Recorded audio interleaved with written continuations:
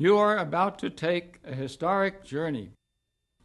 The decade of the 1950s was a time of tremendous expansion for Jehovah's Witnesses. A factor in this growth was a film released in 1954 by the Watchtower Society entitled The New World Society in Action. It was made to assist interested ones to see for themselves the smooth functioning and international scope of Jehovah's organization. In its first year alone, this film was shown in more than 75 lands. Even many longtime witnesses had never before seen the large and efficient publishing facilities, nor did they fully appreciate the truly international brotherhood that Jehovah's Witnesses enjoy. And in the southern United States, sometimes the Kingdom Halls were storefronts or lodge halls or homes. And so for people to see the vastness of the organization, it made a great impression. Small congregation meeting in a brother's home, 20 publishers, 25 publishers perhaps. So that's all that we knew the organization to be. And you never really thought, or at least I never thought before, of how are these magazines produced and all of the work that went into writing them and shipping them and so on.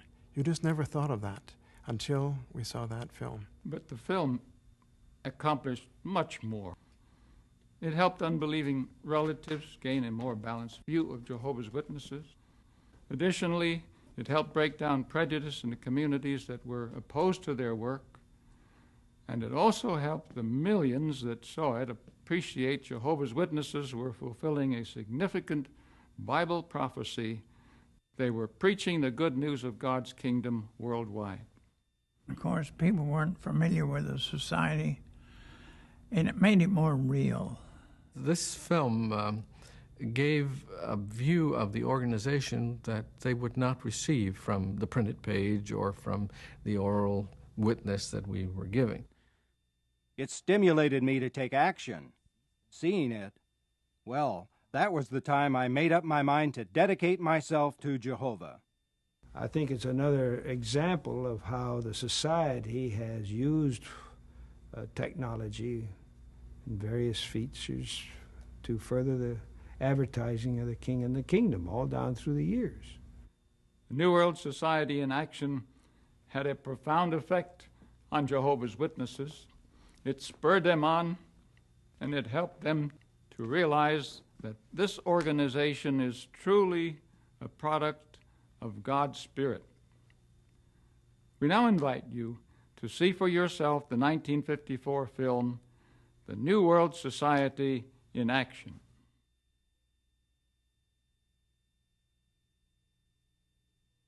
The New World Society in Action.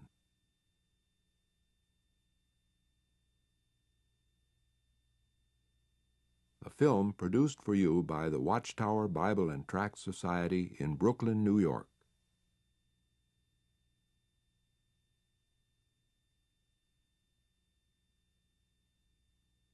This tower is on the roof of the Watchtower's Brooklyn Bethel home. From here you can see, on the right, the Empire State Building, then Midtown Manhattan, the Brooklyn Bridge, the skyscrapers of Lower Manhattan, the Wall Street Financial District, and the bustling New York Harbor. This is New York City.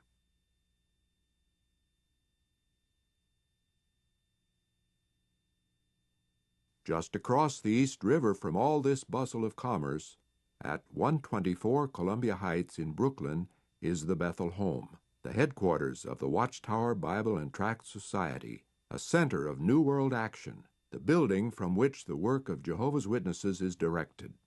Bethel means the house of God, and in this house are the Watchtower's president's office and staff, its editorial department, legal department, treasurer's office, and the studios of the Society's radio station, WBBR. It's in this building that many of the things are written that Jehovah's Witnesses use in their gospel preaching. Visitors are always welcome, and many come to see what is done in this place.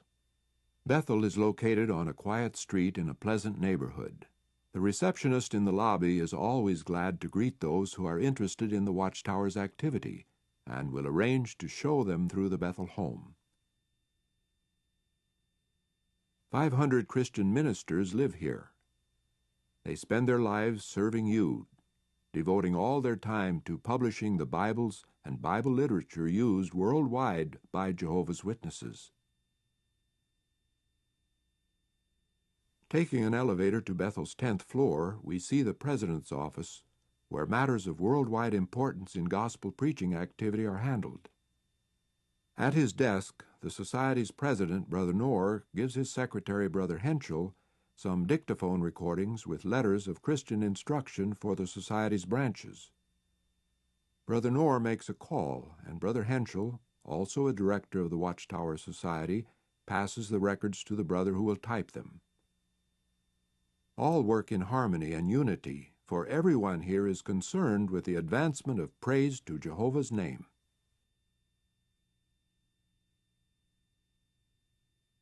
For the smooth operation of this efficient preaching organization, the Society's president must keep in constant contact with the various departments, as in this instance, where he contacts Brother Suter, the Society's secretary and treasurer, regarding the contract for the Yankee Stadium Assembly in 1953.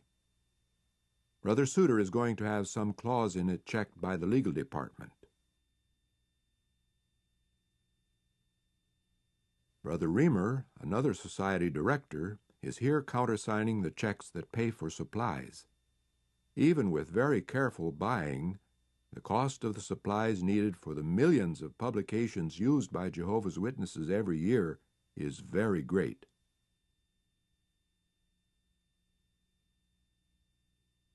Much of this expense is covered by voluntary contributions, also handled here.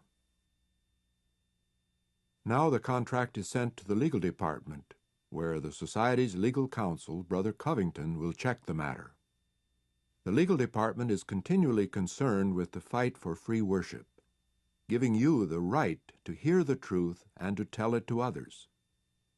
A legal fight for this right to freedom of worship has been necessary in many lands, because opposers are determined that this good news shall not be preached, while Jehovah's Witnesses are even more determined that, by God's undeserved kindness, it shall. Amazing things, these, but it is Jehovah's Spirit that makes them possible. It is His work, not man's. Information on a victory for free worship is sent down to the editorial offices on the 8th floor.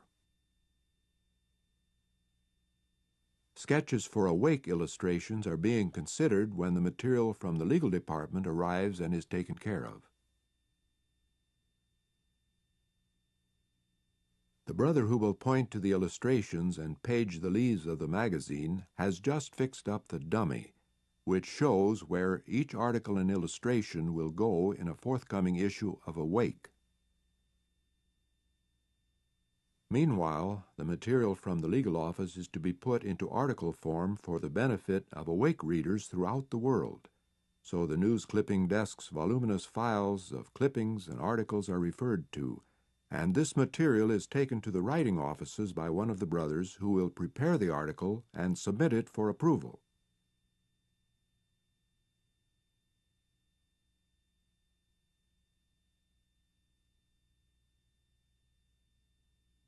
The Society's 3,250 book library is used in connection with the editorial department. Here, in the evenings, the members of the Bethel family, both brothers and sisters, may do their studying. The reference works available here provide up-to-date information for lively, informative Bible lectures. This is merely an enlarged version of the ministry school library that you should have at your Kingdom Hall. Also in the evening, back in the editorial department, some Watchtower manuscripts have been measured for space, considered for illustrations, and are put into an envelope that we follow the next morning to the Society's factory at 117 Adams Street. Here we shall see how a watchtower is made. The manuscript envelope is delivered to the United States branch servant, Brother Larson, who is also a Society director. He is in charge of the factory's operation and must see that this material is printed and mailed out on time. Brother Larson gives the manuscript to the dispatch servant, who must see to it that each issue of the magazines and other publications move through the factory on schedule. The dispatch servant takes the manuscript to the proofreaders.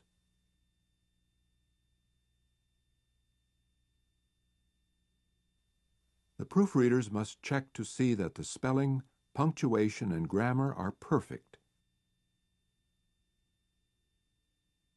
And when they are finished, the material is returned to the dispatch desk and sent on its way to the linotype department on the 7th floor.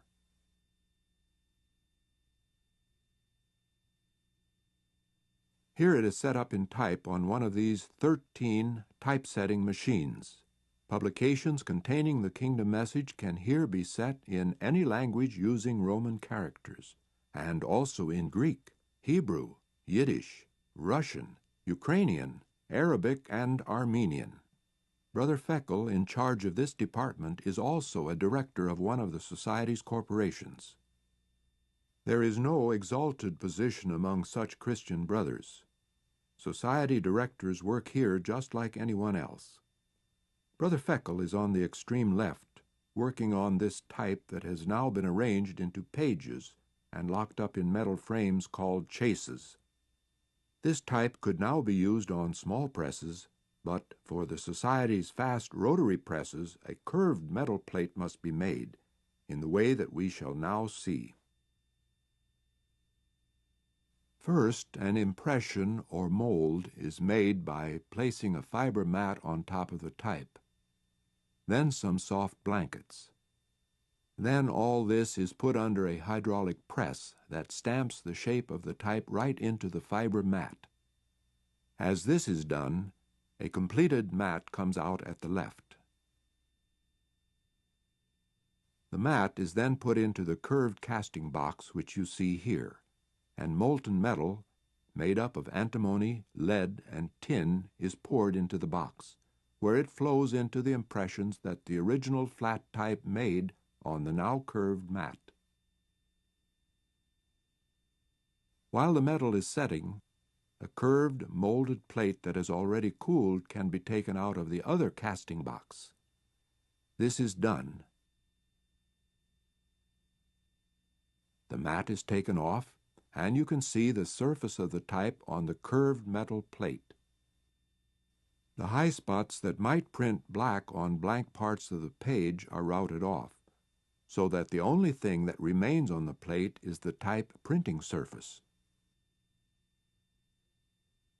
The plate is now prepared to the proper thickness, then put into the nickel tank where 1.5 thousandths of an inch of nickel makes the plate surface very hard.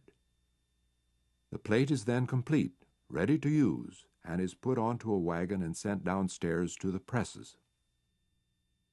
But in order to print, we must first have ink. And here you see Brother Swingle, another Society director, who handles the department that makes ink, paste, glue, and press rollers. Another brother shows how the ingredients are mixed and ground on an ink mill until their texture is velvety smooth. About 50 tons of ink are made in a year, both black and colors, at a tremendous saving over its commercial cost. Good work is done by these brothers, for the words printed with this very ink may mean life to their readers.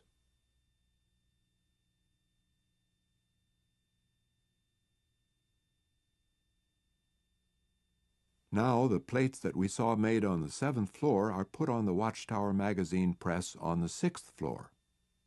Soon the ink rolls will be moved into place to supply ink to the type, and with the starting of the press we shall have seen the different steps that must be taken with the Watchtower as it goes through the various departments, is set in type, and finally printed. Watchtower circulation has grown from 40,000 40 years ago to 1,825,000 today. This press works the year round on just the English language Watchtower, and one day's production of Watchtower magazines, if laid end to end, would stretch 40 miles.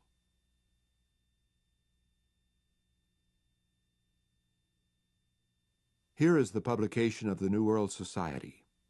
Jehovah has fed us through its pages, and he will continue to do so.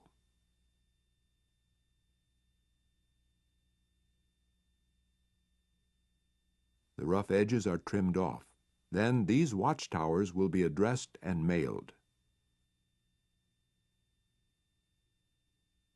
But in order for them to be mailed, we must have subscriptions and orders for the distributor's copies, so we go back to the 9th floor office, where the mail is being distributed to the various desks.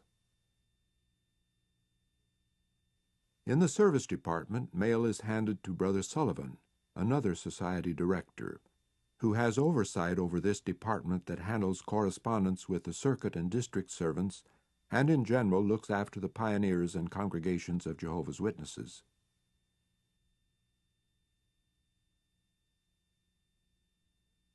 The subscription slips are received by correspondence desks and passed to the magazine department. This address will be copied on a graphotype machine, which impresses it into a metal stencil. These small metal address stencils being typed here are used both as the record of the subscription and to stamp the subscriber's address on each of his magazines. 11 graphotype machines are needed to type these stencils, which are then filed in metal cabinets. Each cabinet holds 35,000 address stencils. Here are 1,100,000 addresses of people who regularly receive the Society's magazines. Is your address here? The magazines, as you see here, are sent to many places. These trays hold address stencils for China, Burma, Spain, Switzerland, Cyprus, Australia, France. In fact, Watchtower and Awake circulation literally girdles the globe. These addresses are stamped on rolls of paper which are cut apart in a hand machine and pasted on the magazines. Or the magazines are addressed and wrapped by machine and then bundled and put into mail bags to go to all parts of the world. These bags containing Watchtower and Awake magazines for tens of thousands of subscribers are stacked on skids to be taken to the trucks at loading platforms on the first floor.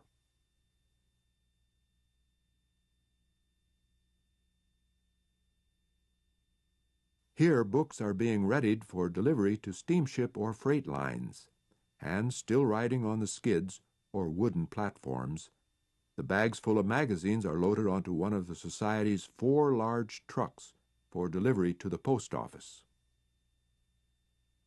For shipping such quantities of literature, the Society's factory is in an ideal location, being situated in the heart of one of the world's great transportation centers.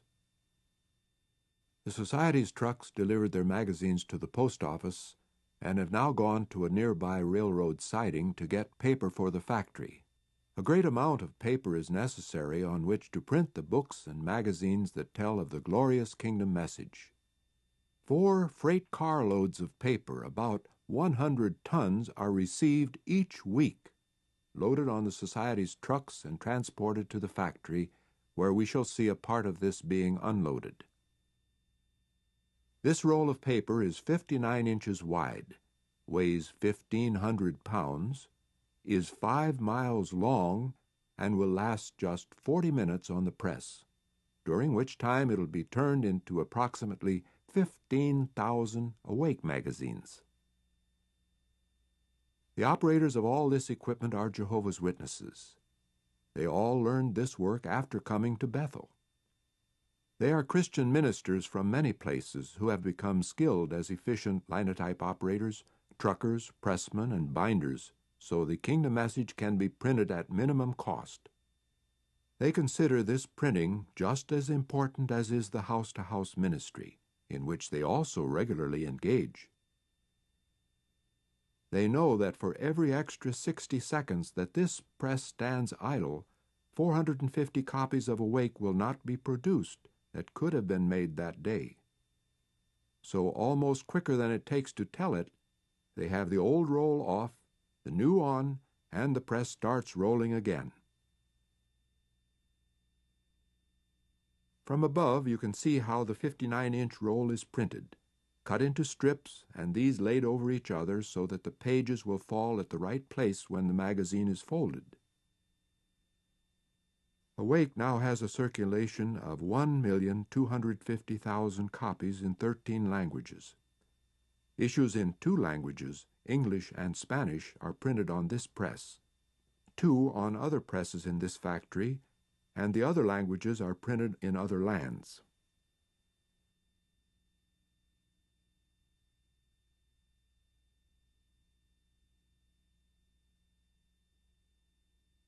The Watchtower and Awake are having a great part in preaching the good news of the kingdom. While Awake is published in 13 languages, the Watchtower is in 40. Included here are German, Portuguese, Ilocano, Slovak, Danish, and Twi. Through these magazines in all these languages, the spiritual meat in due season is being provided worldwide. The magazines in languages that have a smaller circulation of around 5,000 to 10,000 copies an issue are printed on slower flatbed presses, in large flat sheets that are then folded into complete magazines.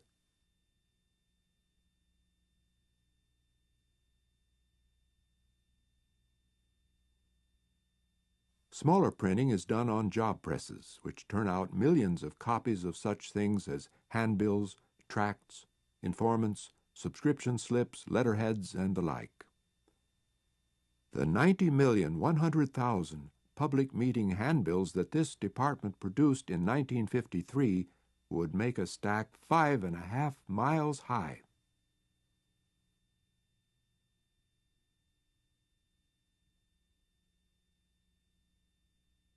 A great portion of the Society's press room, including the part you see here, is used for the printing of the books, booklets, and Bibles. These are printed in 32-page sections called signatures.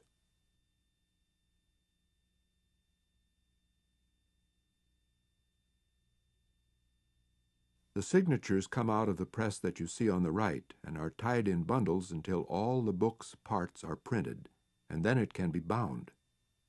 12 of these 32-page book sections must be printed to make 1 copy of New Heavens and a New Earth, 27 for a New World Translation of the Hebrew Scriptures. The bundles of signatures are put on a conveyor that carries them to a circular chute down which they slide 2 stories to the bindery on the 4th floor. The book, Let God Be True, is made up of 10 of these signatures, and now has a circulation of 12.5 million in 31 languages.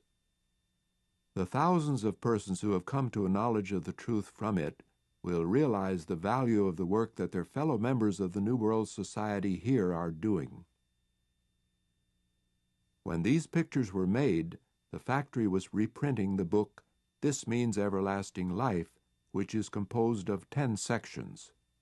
These are here stacked up behind the gathering machine. This machine has pockets for each of the signatures or sections of the book. Its steel fingers drop 1 signature at a time on a moving conveyor, adding each succeeding 32-page section until all the parts for the complete book are stacked in order. If it should pick up 2 signatures or miss 1, the machine will automatically stop. Then in the sewing department, the signatures are sewed together. Each of these 9 machines will sew up to 4,000 books a day.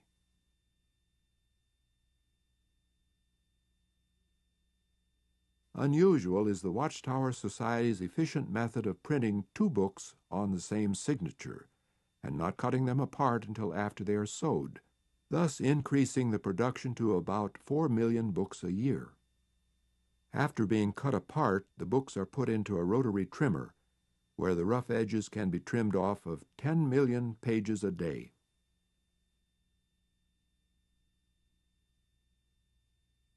Then the books come to the gluing machine, where the backs of 8 books at a time are passed over a cylinder that turns in glue.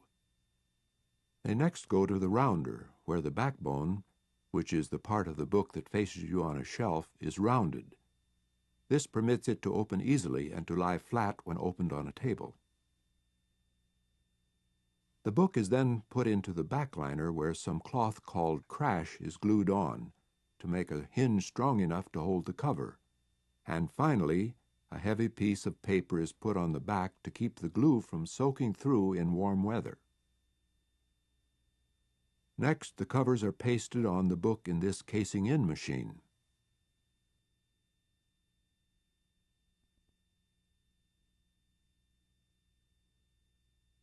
The covers were made in the casemaker.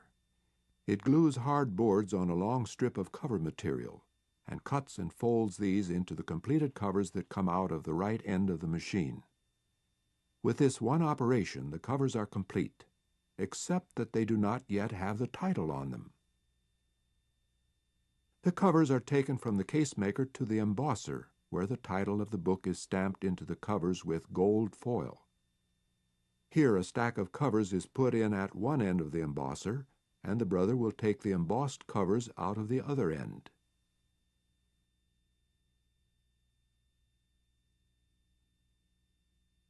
Back now to the casing-in machine, where these covers are being put on the books. From here the books go to the standing presses, where they are stacked between boards to be held under pressure for 6 to 8 hours, until the paste that holds the cover on is thoroughly dried. The book is held under pressure for this length of time by iron rods put on both sides of the press.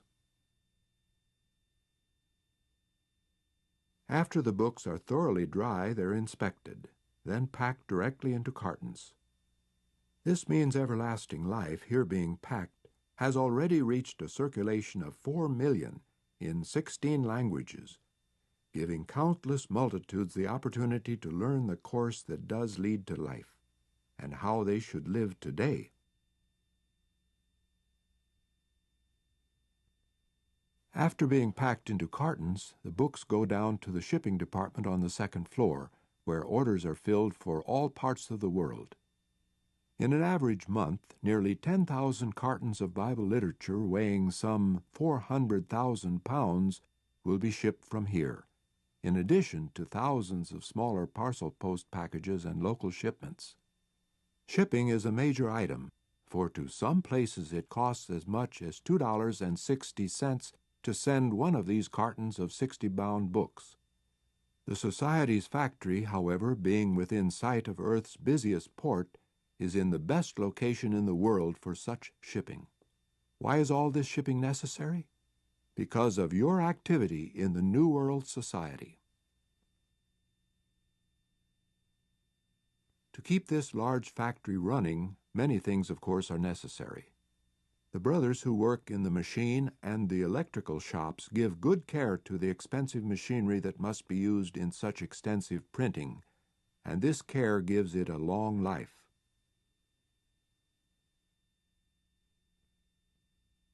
The plant's electricity is produced by this 525 horsepower diesel engine and generator. Its power runs all the equipment you have seen in this building, and from the factory's lobby, visitors can view this final example of how, here, everything possible is done to save on expenses, even to the point of producing the plant's own electricity. As these visitors transact their business with the Society, we note that it is now supper time, and the brothers who have been working hard all day are leaving the factory, which is situated in a very prominent place in Brooklyn, and are walking the few blocks to the Bethel home. We are glad that we had the opportunity of visiting this place and of seeing how the publications that brought us the truth are produced, and how our brothers work diligently to provide this literature for us. As we walk toward Bethel, we find that these brothers often hurry, looking forward to their evening meal and to study or service that evening.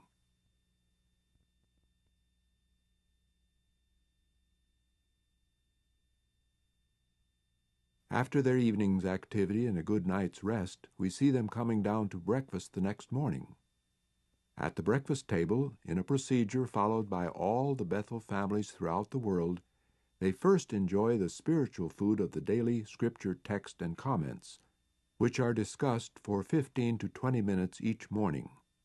After this, one member of the family represents them in prayer, and then they have their breakfast. Preparing some 1,500 meals a day for this family of 500 persons is a big job, and food is a major item. However, its cost is kept to a minimum by having much of it raised by brothers who work on the Society's several farms.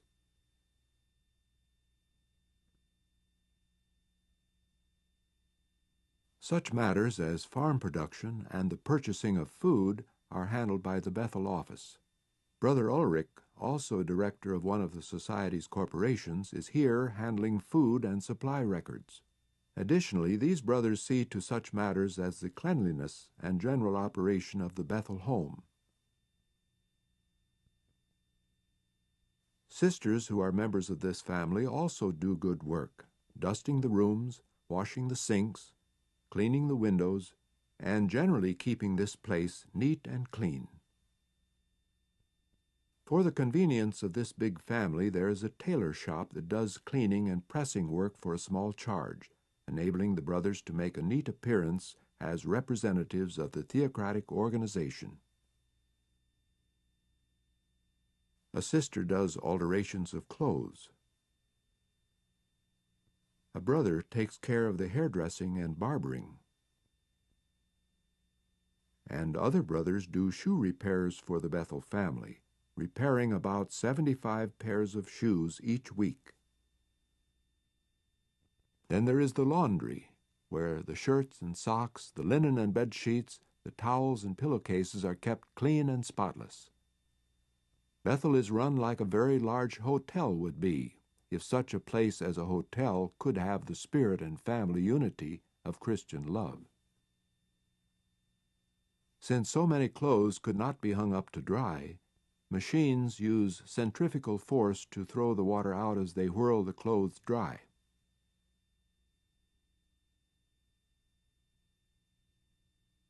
The sheets, pillowcases, towels, and other things are ironed on large machines, put in proper order, and sent to the supply rooms for use on the various floors. All is efficient, nothing is wasted. Having this equipment enables more work to be done, and money actually is saved. How would you, for instance, like to iron 1,500 shirts a week? Or perhaps darn the socks and repair the clothes for 500 of your Christian brothers? Yes, all these things and many more must be done so that this family may most efficiently serve their brothers throughout the world, aiding in the praise of Jehovah's name. As the day goes on, we find that appetites increase, and the noon meal that the cooks have been working on all morning must be served. At mealtimes, the entire home and factory close down so that all the brothers may eat together. The kitchen is well equipped, even having its own bakery which produces 400 loaves of bread a week and prepares excellent pastry. Good, wholesome food is prepared, for the Bethel family works hard and has a healthy appetite.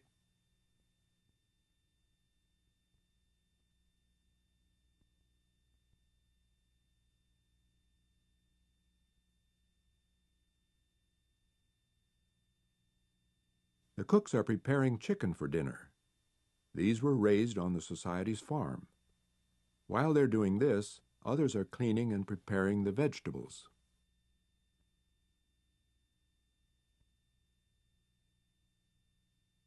Also in the Bethel home is another instrument used in the gospel preaching, the studios of the Society's radio station, WBBR.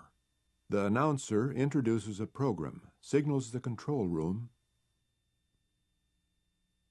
and this Bible study group is now on the air, studying, for the benefit of the radio audience, the book New Heavens and a New Earth.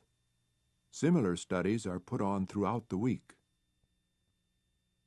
The broadcasting transmitter which we shall visit is about 25 miles away at the Society's property on Staten Island. Many persons have heard the kingdom message and have come to a knowledge of the truth as a result of this station's broadcasts and the work of the brothers who operate it. The voices from Brooklyn go through the broadcasting equipment here and are thrown out over the air with 5,000 watts power to serve a tremendous audience of some 15.5 million people with the good news that God's kingdom is for man's benefit.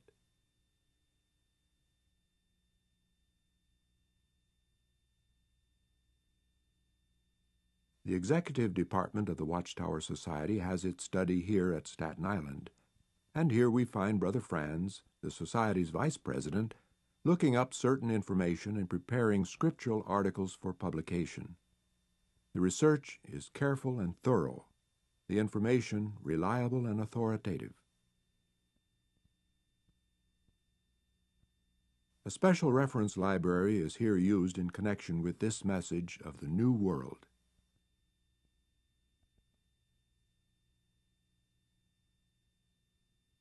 So we leave WBBR's 411-foot-high transmission towers at Staten Island, towers whose invisible waves carry a message of life, and return to Bethel, where a Watchtower organ broadcast is originating. This auditorium studio is also used as a Kingdom Hall, and just before the great Yankee Stadium assembly in 1953, it was the scene of a meeting of Watchtower branch servants from the four corners of the globe. Branch servants from 65 lands and representatives from even other countries presented problems encountered in missionary work, and these were ironed out by the Society's president.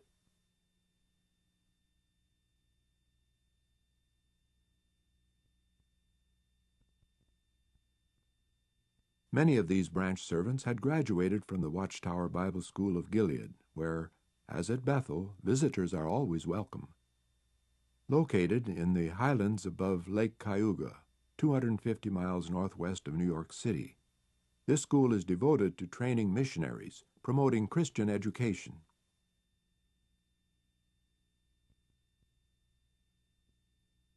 The day at Gilead, as at all of the Watchtower's homes, begins with the students and the farm family assembling in the dining room for consideration of the daily scripture text. Questions are offered regarding the text, and comments are given by members of this family who are called upon at random by the one at the head of the table. Thus, the minds of all are alerted, since all must be on their toes, prepared to answer. Others may then volunteer comments, and the matter is summed up by reading what the yearbook says about the text.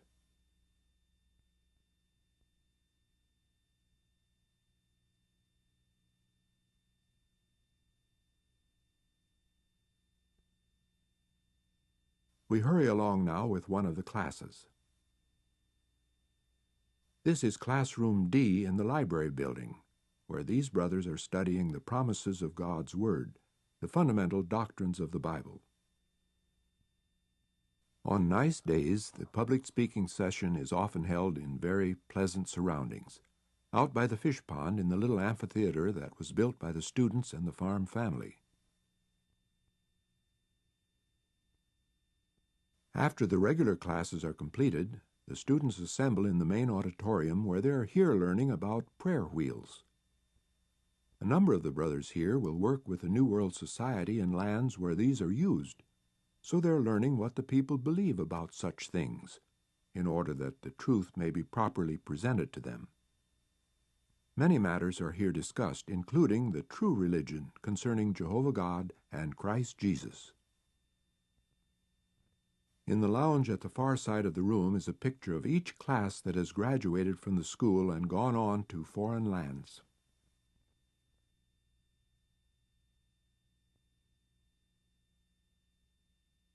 After their classes are over, the students are not yet through for the day.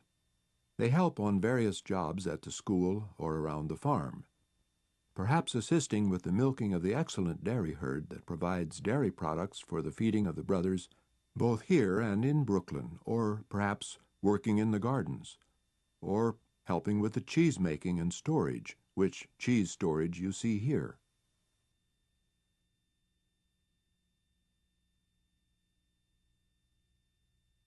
These Christian ministers are busy people, In the evenings, they must still study their lessons, do research, and prepare their discourses. In this, the 9,000-volume library is of great value. The wisdom and knowledge available here are spread around the world as these brothers go to missionary assignments in all parts of the globe. Thus, another busy day ends for the Kingdom Farm family and the students of Gilead's 21st class, who had studied diligently. Shortly before their graduation at the great Yankee Stadium Assembly of Jehovah's Witnesses in 1953.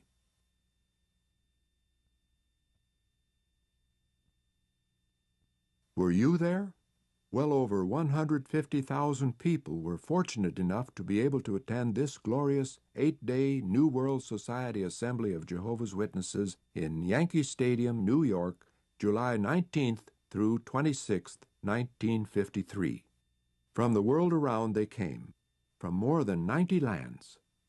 And ahead of them they had sent their greetings, which were depicted in vivid colors on these large banners all the way around both levels of the inside of the stadium.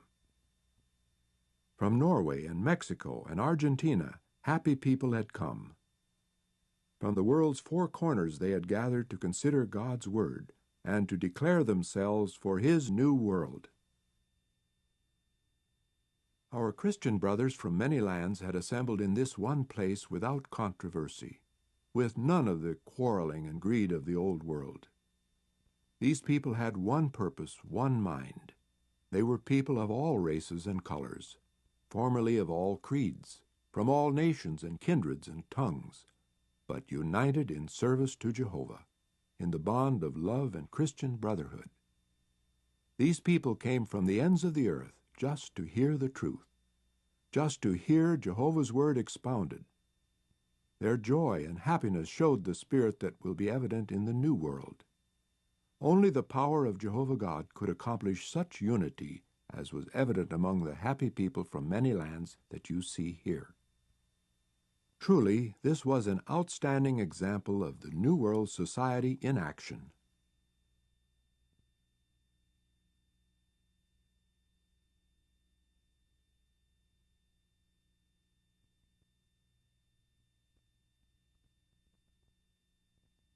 What did they see and do here? The program, outlined in this attractive booklet, showed that the first day would include the graduation of the 21st class of Gilead, the one that we just visited. The sky was clear, the sun was bright, anticipation was high. Attention was immediately grasped by the beauty of the platform, so excellently arranged on what was normally a baseball playing field. The 127 Gilead graduates and the 126,000 others in attendance were addressed by the school's instructors, and then by the Society's president, Brother Knorr.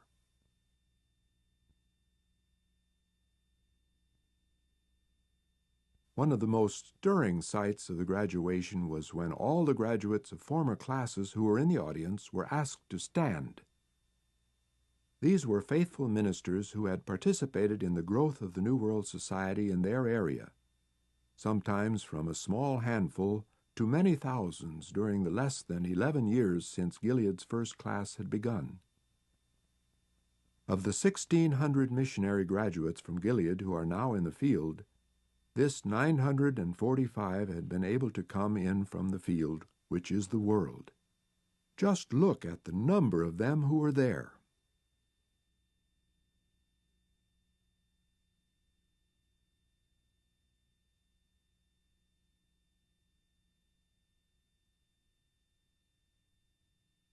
This fine example of faithfulness in their assignment was set before the graduating 21st class, here seated on the field at each end of the wide platform.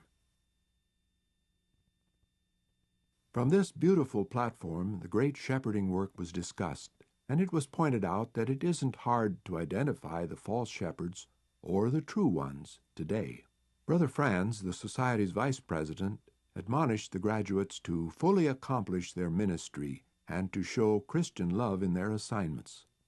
After receiving this good admonition, the students filed up to receive their assignments and their diplomas, and to learn where they would be sent in the world to continue their ministerial activity.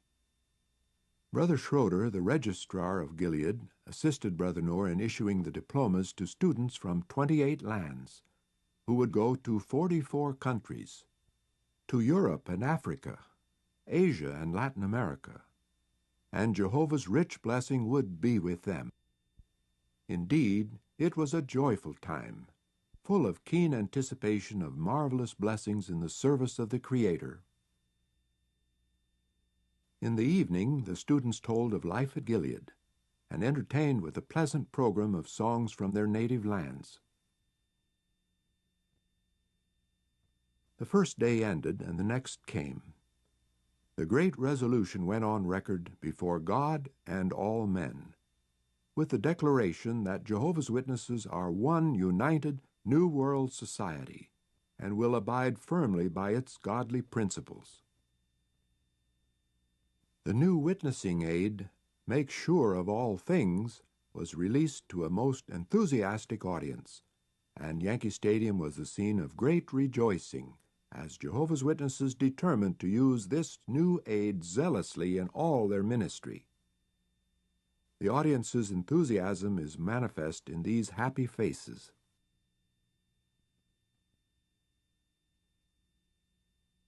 Of course, between the assembly's sessions, material food was also necessary. So as they examined Make Sure of All Things, these brothers were on their way to the convention's cafeteria, which was indeed an amazing place. 4,500 brothers volunteered to operate this most efficient feeding arrangement, which served literally tens of thousands of meals each day. The food was good, the cost reasonable, the appetites healthy ones. From 38 such serving lines, the food was carried to the tables provided in the next tent.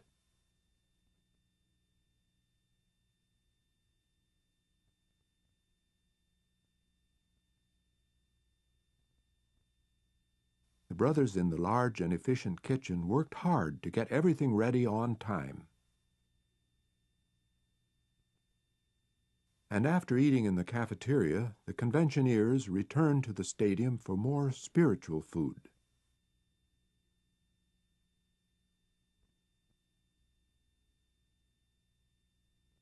Tuesday morning, there were meetings of the Society's circuit, branch, and public relations servants.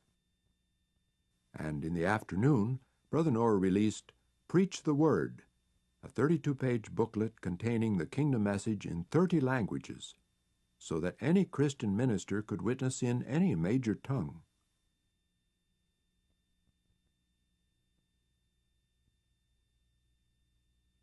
Of course, English was not the native language of many in attendance, so meetings were held in various parts of the stadium on Monday, Tuesday, Thursday, and Friday mornings in 20 other languages: Armenian, Greek, Norwegian, Polish, Russian, Slovak, Spanish, and other tongues. At the Greek meeting, a new Bible aid was released, just one of the 75 made available during this assembly. Another outstanding Tuesday joy was hearing Brother Franz speak on the theocratic organization. Wednesday morning, a large crowd was on hand to hear the 9 o'clock discourse on baptism. These 4,640 new Christian ministers, 1,600 more than were baptized at Pentecost, arose to indicate that they would this day symbolize the dedication of their lives to Jehovah. With heads bowed in earnest prayer, this is the multitude that would be immersed.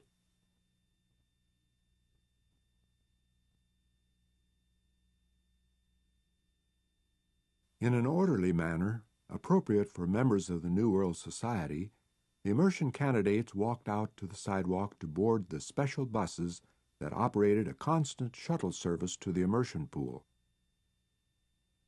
Baptism is an important act for the Christian, and one must be completely dipped under the water, just as Jesus was immersed in the Jordan River. These people have studied God's Word, accepted the truth, and now want to prove their appreciation by obeying Jehovah's instructions and dedicating their lives to Him. Such a baptism indeed amazed the neighborhood. Of special interest to those watching was the non-nationalistic aspect of this spectacle. Persons of many national backgrounds were represented. Many of the amazed onlookers watched from their rooftops and fire escapes and noted the great difference in age of those baptized, thus seeing that true religion draws youths as well as older men.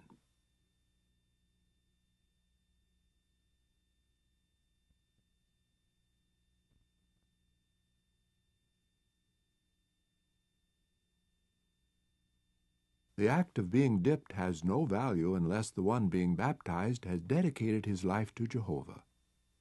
But when he has made that dedication, he should be immersed as an outward symbol that this dedication has been made.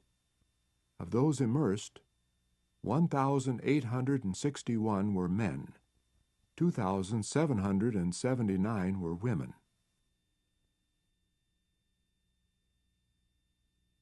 Another outstanding assembly provision was the New World Society Trailer City, 40 miles away near Dunellen, New Jersey. The convention is still on, but everything that happens at Yankee Stadium can also be heard out here. Clearly, but unobtrusively, the strains of fine music float through the air.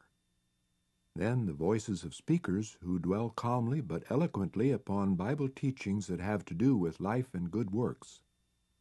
Large loudspeakers in the city's 2 sections can be heard no matter where you are, whether in your trailer or tent, or at the space set aside for the audience to sit.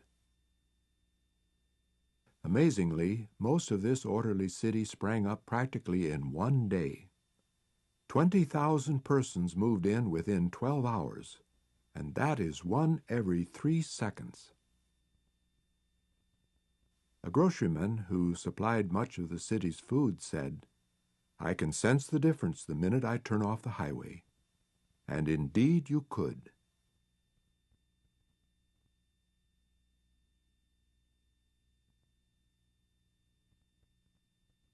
All necessary facilities were provided. The city was operated entirely by volunteers, and it even had its own fire department, which was used mainly to water down the streets.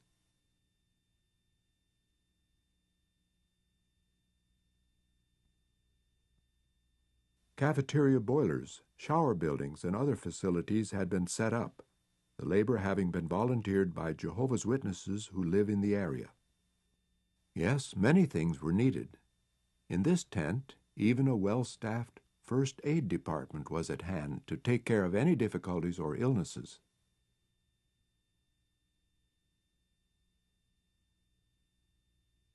The food and other supplies for this big city had been ordered and arranged for long in advance, and at the moment they were needed, they came in by the truckload.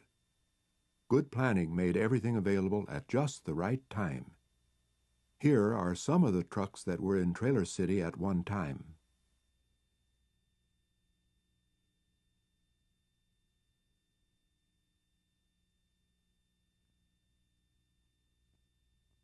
In the hot weather, perhaps handling the city's supply of ice had its advantages. At the 2 well-stocked grocery stores, food was available at a reduced cost. Even the children, though typically energetic, were quietly subdued. They were listening, talking, learning, quietly playing with one another, occasionally getting tired and going to sleep.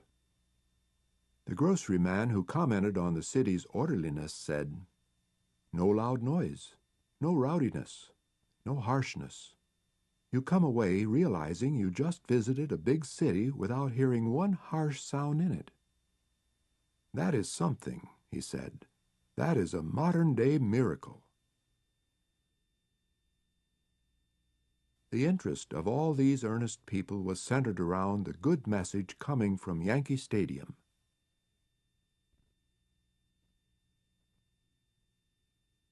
Indeed, this Christian gathering produced some city. built to last just a little more than a week, it gives some idea of what Jehovah's Witnesses can do after Armageddon, being able to live almost anywhere, to move from one section to another, or to assemble in small groups. They built and operated the entire city, harvesting the wheat that had stood on this land, laying out the streets, putting in the plumbing, the kitchens, taking care of any who were sick. As Isaiah 32:18 puts it, these people abode in a peaceable habitation, in safe dwellings and in quiet resting places. Among these Christians, policemen were unnecessary. Only traffic directors were needed, and even these were Jehovah's Witnesses. At a speed of 120 miles an hour, we're flying by this outstanding example of the New World Society in action. That 45,000 people could dwell together in such a city in unity, with no wrangling or fighting, nor any need of force to keep the peace, can be accomplished only when Jehovah's Spirit is backing them up, as it is doing here. And so we return the 40 miles to Yankee Stadium, where the program continues. Again, the stadium is packed to capacity to hear the Watchtower's president speak on "Walk in the name of Jehovah our God forever." He showed the shortcomings of the New Revised Standard Version Bible, its omission of the name Jehovah, and the importance of that name. This discourse concluded with announcement to his audience of Volume 1 of the New World Translation of the Hebrew Scriptures, which is now being widely used along with the Christian Greek Scriptures translation made available in this same stadium in 1950. Brother Henschel showed that this is the day Jehovah provided for a great crowd to hear the truth and be saved. Did we say, hear it? Well, even those who could not hear with their ears could see these good words. In Brother Covington's long-to-be-remembered discourse, he likened his vast audience to lawyers who are teaching God's law to men of good will, faithful ministers who stick to their territory. Brother Schroeder reminded that Jehovah's Witnesses have a common faith, a common feeding program through the Watchtower magazine, and are under the leadership of our reigning King, Christ Jesus. Then Brother Fran's striking Thursday discourse, New World Society attack from the far north, forcefully sounded the alarm of Armageddon. As the days passed on, many new publications were released. These were some of them. This was climaxed on Saturday with release of the thrilling new English book, New Heavens and a New Earth. A tremendous amount of advertising was done. 5,100,000 handbills were used. 205,000 of these lapel tags. There were 160 signs on the highways, and the big signs on Yankee Stadium. New York City was impressed, and Sunday, July 26th, New Yorkers came by the tens of thousands, for this was the climactic day. Inside, anticipation was growing high. Under the warm sun, every seat was taken. No more could be allowed in the stands, but there were still thousands more who would not be disappointed. The gates were opened, and with the women removing their high-heeled shoes so they would not ruin the turf, 7,500 more persons flooded in an orderly manner, to sit on the playing field and hear the warning of Armageddon and the hope of the new world. That so many were anxious to hear of God's way brought a great stir throughout the audience. Then a mighty roar of enthusiasm. It was indeed a happy time of prosperity for Zion, a sight never to be forgotten. This was a result of kingdom preaching.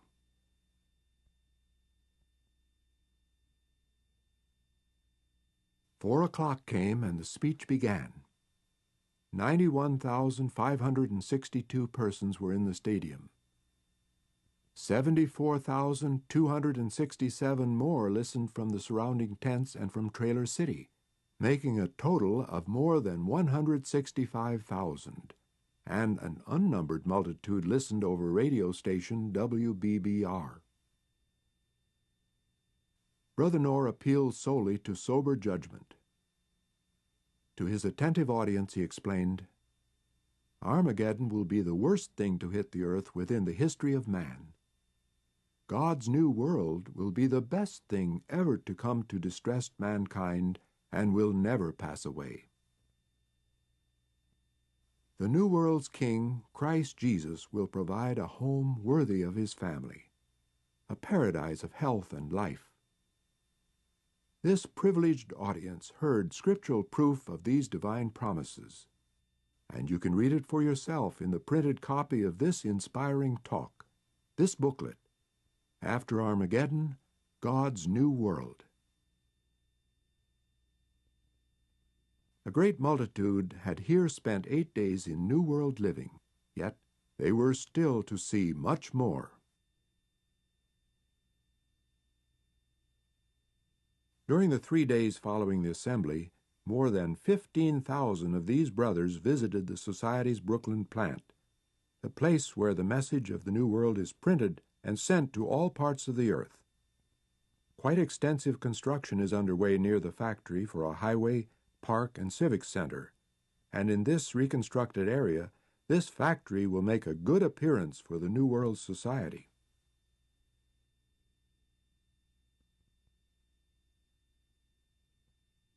The visitors then walked a few blocks to the Bethel home, this 10-story red-brick building with a large watchtower atop it, and its back to the lower Manhattan skyline and the East River.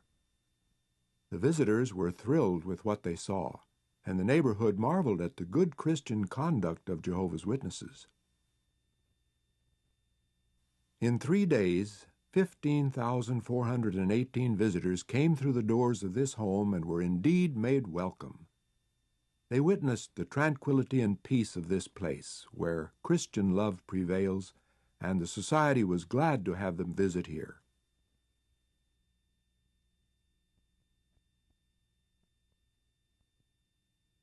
This is the lounge on the first floor. The stairway leads up to WBBR's observation room. Visitors are generally ushered to this lounge to see someone at Bethel. Monday nights, the lounge is converted into one of Bethel's 7 Theocratic Ministry School classrooms. In the Society's library, members of the Bethel family can do their studying and prepare their talks. Here are Bible concordances, dictionaries, commentaries, various translations, and other books on many subjects.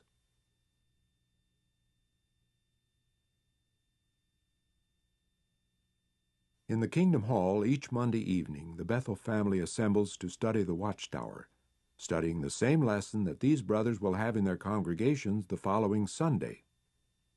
Even on as hot an evening as this one was, the Bethel family appreciates the importance of this study, for they know that this spiritual food gives one strength, and that all who are interested in serving Jehovah must follow the scriptural instruction to not forsake the gathering of ourselves together.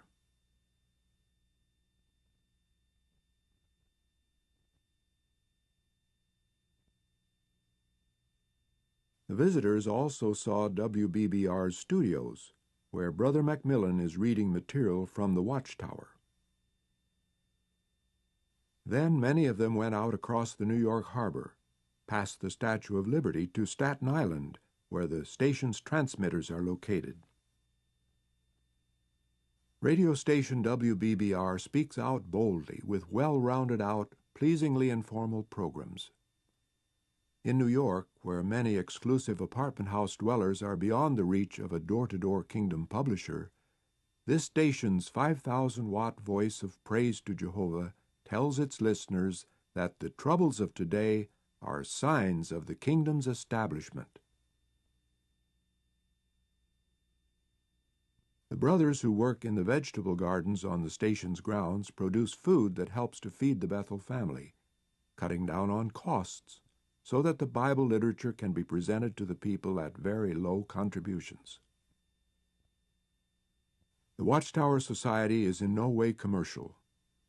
It is philanthropic and educational, and all its parts work together so that this gospel of the kingdom can be preached throughout the world for a witness.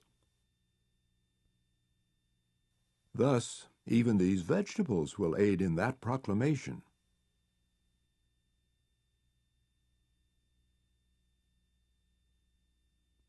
Many brothers returned home by way of the Watchtower Bible School of Gilead and marveled at the campus that has there been developed. It isn't elaborate, but just shows what can be done when a few brothers want to beautify a place.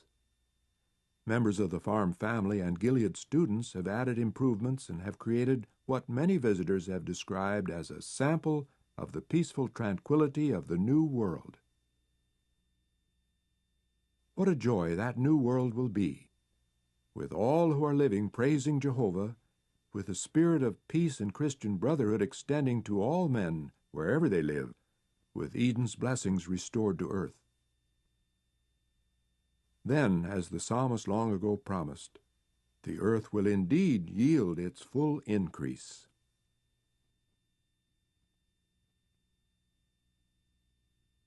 Then the earth will become a paradisaic garden. The great Creator, the Almighty Jehovah, has promised just such a thing, and the promise is sure, for He is the maker of the heavens and the earth.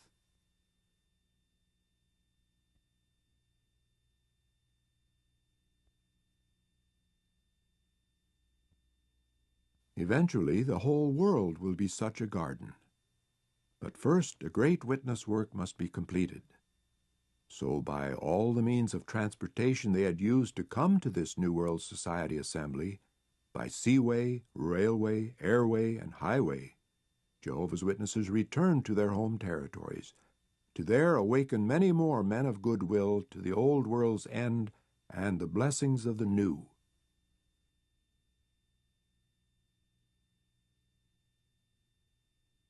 They recognize each meeting at their kingdom halls as a small assembly of the New World Society. Zealous in house-to-house service every Sunday morning, they know that the door-to-door kingdom publisher is the backbone of the New World Society in action.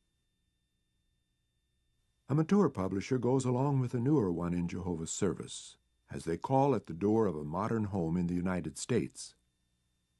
When the new one becomes proficient, she will take another publisher along with her only occasionally, for much more can be done if each takes a house. The new one makes her own presentation, but when the lady raises a question, the mature publisher comes to the new one's aid by referring to "make sure of all things." Its scriptural proof helps overcome the householder's objection.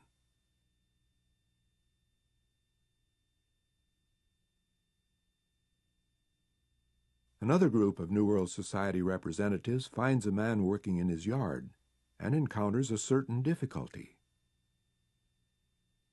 Oh, he can't understand English. Well, that's all right. We have the kingdom message in his language, too. He can read it right here in the new booklet, Preach the Word. It will present the hope for life. You see, this work isn't just of one nation, or one nationality, or one people. You can cross seas, going to many lands, and there find Jehovah's Witnesses doing the same work, having the same zeal, conducting the same type of assemblies. This, for example, is Wembley Stadium in London, where this August 1951 assembly proved a dynamic stimulus to the practice of pure worship. 36,000 persons here heard the lecture, Will Religion Meet the World Crisis? These are some of the happy people who attended this 5-day Christian gathering. This is Frankfurt, Germany, and these are people that Hitler was going to destroy. Yet at this assembly in 1951, 47,000 were in attendance, and 2,373 were baptized. Their faith shows none of the apathy of so many of today's churchgoers. Apathy doesn't carry you through years of Nazi concentration camps, or make you stand firm in communist lands, or allow you to risk jail, as many from Germany's eastern zone did to attend this assembly.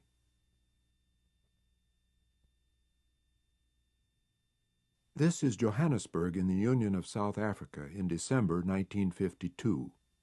Illustrating that the New World Society is in action in many tongues throughout the earth, at this assembly talks in English and Afrikaans were translated into Zulu and Sesotho for brothers who speak those languages.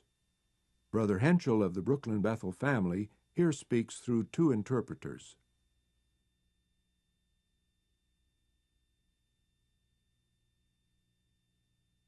Despite rain, shelter was found in the stands, and even when these brothers had to stand outside for as long as an hour waiting for food, never was a word of complaint heard from them.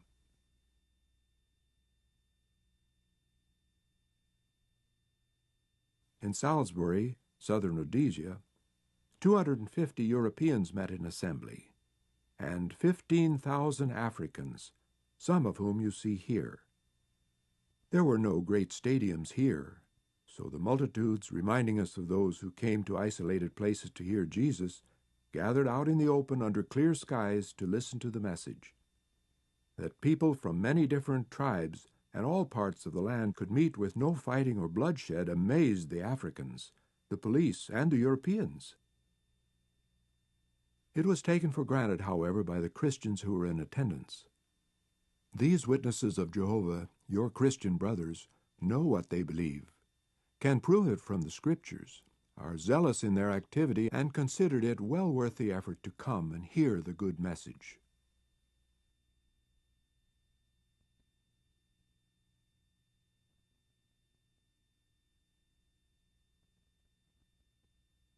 A 145 persons were in attendance at a European assembly at this hall in Kitwe, northern Rhodesia, in December 1952.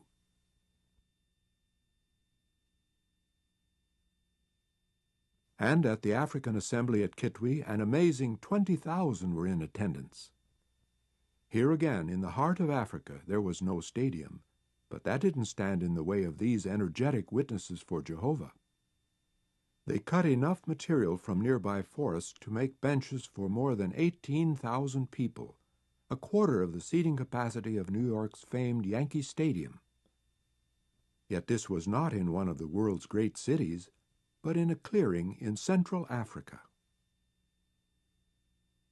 How could so many people be accommodated? To sleep 8,000 of the conventioneers, the brothers cut many thousands of poles, 30,000 bundles of grass, and built 17 of these sleeping shelters that radiated out from the seating area like great spokes of a wheel. Some of these were 700 feet in length.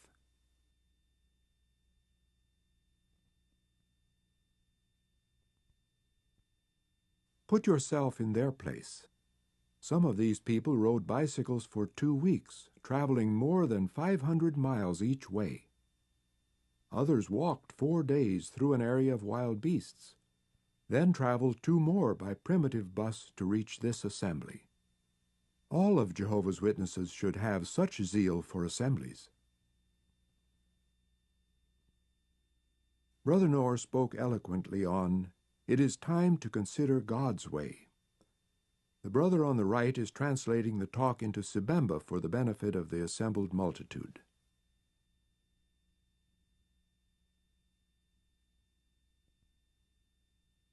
Another never-to-be-forgotten part of this assembly was the singing of powerful hymns of praise to Jehovah. A choir of 1,010 led 18,000 voices. These hymns, composed in the native languages by African brothers and sung with genuine zeal for Jehovah, left visitors with tingling spines and with tears of joy in their eyes.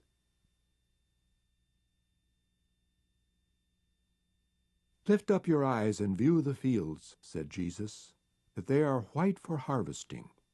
Today the harvest is great. The restoration of true worship expands to the ends of the earth. The New World Society is indeed in action. You can participate and have the zeal of all these people you have seen by associating with Jehovah's Witnesses and the Watchtower Society, through whom Jehovah has provided you with this New World message.